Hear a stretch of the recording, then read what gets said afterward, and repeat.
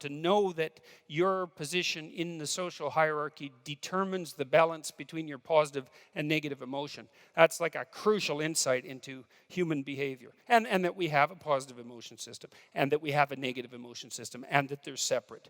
Those are unbelievably important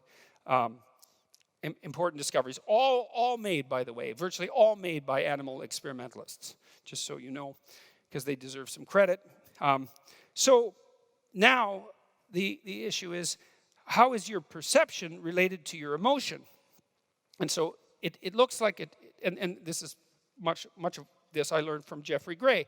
Now, Gray was a student of Eysenck, but he's also a student of someone named Norbert Weiner, who was a cyberneticist at MIT. He established the field of cybernetics, and he was one of the first people he was one of the founders of computational science. He was a big deal, Norbert Weiner, and his work had tremendous impact on all sorts of fields. And he was trying to figure out how to generate autonomous self-correcting systems. So let's say intelligent systems, and us among them, because we're autonomous self-correcting systems.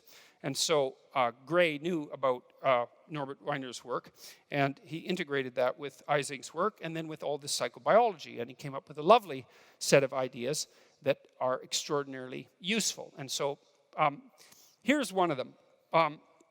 We live inside, we perceive, this is part of perceiving the world as a story. We perceive the world as a place to go from one location to another.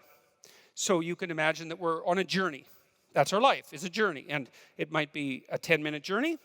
It might be a 15-minute journey. It might be the journey of a week. It might be the journey of a month, or the journey of a lifetime.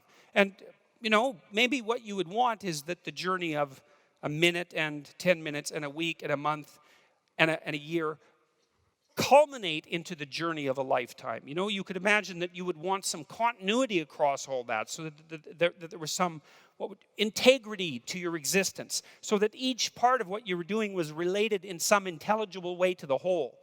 That would be an ideal. When you think of someone as being integrated, right, as having character, something like that, that's really what you mean. Is you mean that all the parts of what they do fit somehow into an integrated whole. And so that's kind of interesting to know too, because if you have a value system that's well structured, then all the little things you do are part of the big thing that you're doing, whatever that big thing is, and you are doing that big thing. Okay, so that's another thing to keep in mind. Now, so you're looking at the world, you're a creature of action. You have to be a creature of action because you have to act in order to live, because if you don't act, well, then you fall apart and you're overwhelmed by despair and negative emotion, and you starve to death and you die. And so not acting, not an option. So unless you're willing to take the consequences I just described. So you better look at the world as a place to act. And so how do you act? Well, you're somewhere. You should know where you are, by the way. That's very helpful psychologically. You know, imagine you have a map, you're in a car, and you don't know where you are.